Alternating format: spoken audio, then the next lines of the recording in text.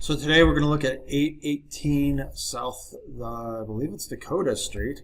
I always forget where I'm at. Anyway, it's a two-bedroom up-down duplex on the south of Uptown. Interesting property. It's partially turnkey. There's a couple things to do to it, but there's also kind of a little hidden trap in the numbers that's a little bit concerning, and you should look into before you make a decision. Hello and welcome to the Lucrative Landlord. This is a casual and unrehearsed evaluation of real estate investment property. No representation to buy or sell any property is being made. This evaluation is for educational purposes. No bids are offered and all numbers are estimates. To receive weekly updates and property evaluations, please visit and subscribe at lucrativelandlord.com. So we have a upstairs, downstairs, two-bedroom duplex down on 818 South Dakota Street. I hope we got that right. Yep, that's South Dakota Street.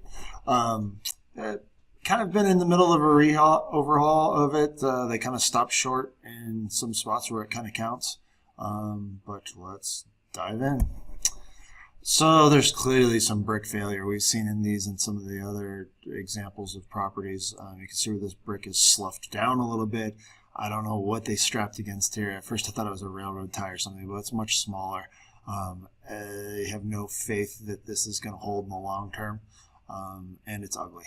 So something needs to be done with this as far as the brick, and I hate painting brick, but there's kind of a candidate for painting the brick once all this brickwork is fixed up. Additionally, you can see how some of the wooden windowsills are rotted out. All the windows throughout have been replaced, which is nice, and same thing with the doors. But this brick does need to be addressed. Again, here's some more down the side. Looks pretty good on the side. There's some parging indicating that probably the moisture wicked up over time or whatnot. It's a pretty common issue, but it's the stuff that's sloughing off of the whole face of the property. That could be pretty expensive, and it's ugly, and tenants kind of tend to look at that and go, gosh, is my home going to fall down? So to make a quality home, this thing really needs to be addressed.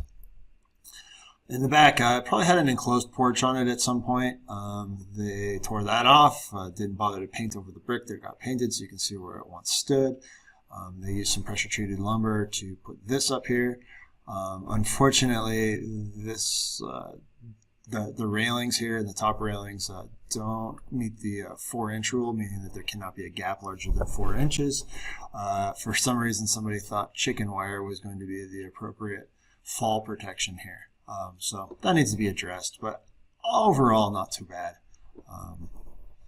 We do see some odd brick failure down here. I suspect that based on the way the old porch sat and the way you can see where all the mortar joints have washed out here, that quite a bit of water was allowed to dribble down this wall at some point. But that doesn't seem to be the case anymore. I'll go back. You can also see that there was some new power service brought in. Door going in downstairs, kind of an odd spot to put the support pole. But as you can see, and I put some cross braces in here, keep the thing jiggling. It does jiggle a little bit as you're walking up the stairs. It could be a little more solid. And up close, again, you can kind of see where the water had trickled down here for whatever reason and then was washing in here and caused a pretty massive brick failure in here, but easily repairable.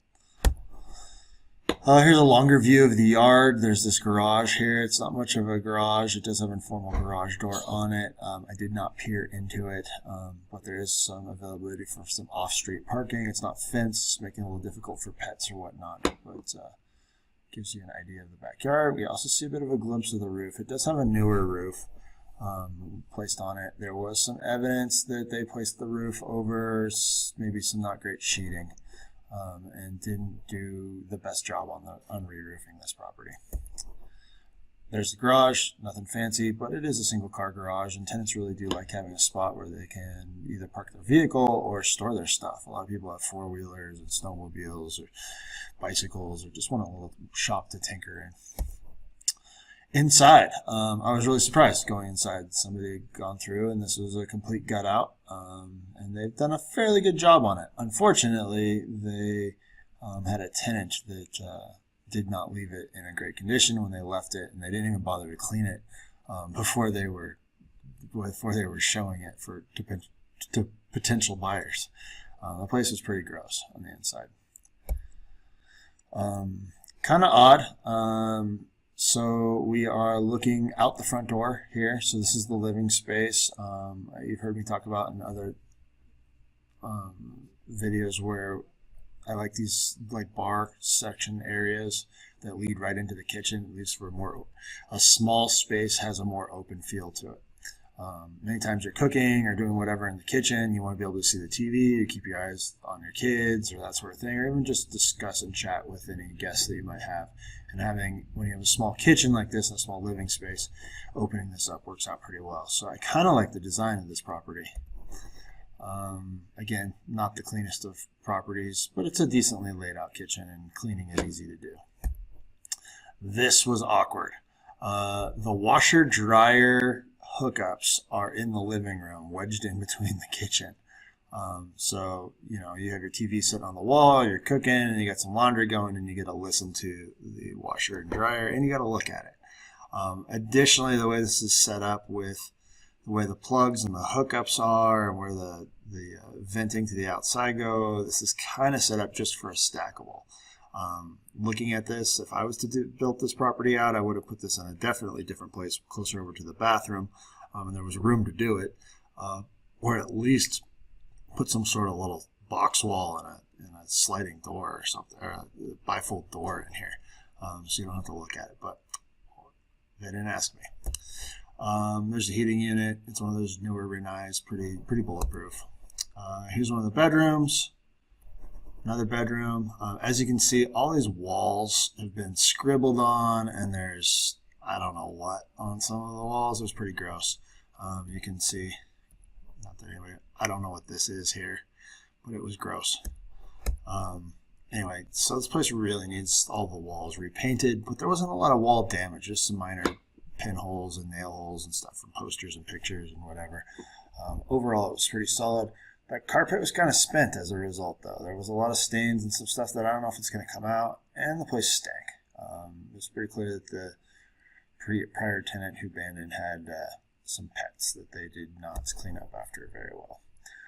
Just more photos of the bedrooms. Again, you can see there's a lot of little wall blemishes and damage and whatnot, but nothing too major that coat of paint's not going to help solve.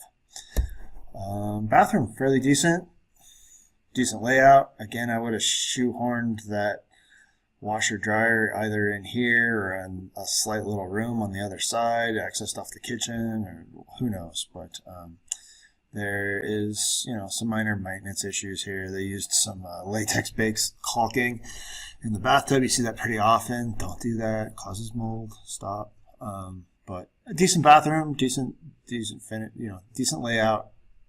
I like seeing the tile over linoleum. It just wears a lot better. But there you go. So we did not tour the downstairs unit. There was a tenant there, but I'm told it's a similar fit and finish. They were done at the same time. They're the same layout.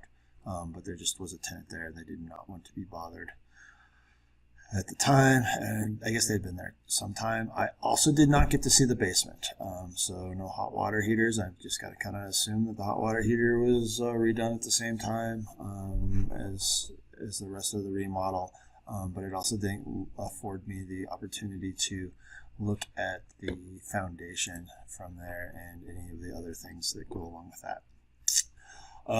Property info, so it is not in the URA zone, but it is in the opportunity zone, so we'll see how that clicks out. This should have current rent for one of these. It's $650 is what it's rented downstairs. Of course, the upstairs one is clearly not rented at the moment, but $650 in that neighborhood. It is a 2-bedroom. It's fairly well laid out. It's a decent market rent, I guess. Not excited about the neighborhood and the overall condition of the outside of the property, but that stuff's pretty easy to fix. Kind of get you up there.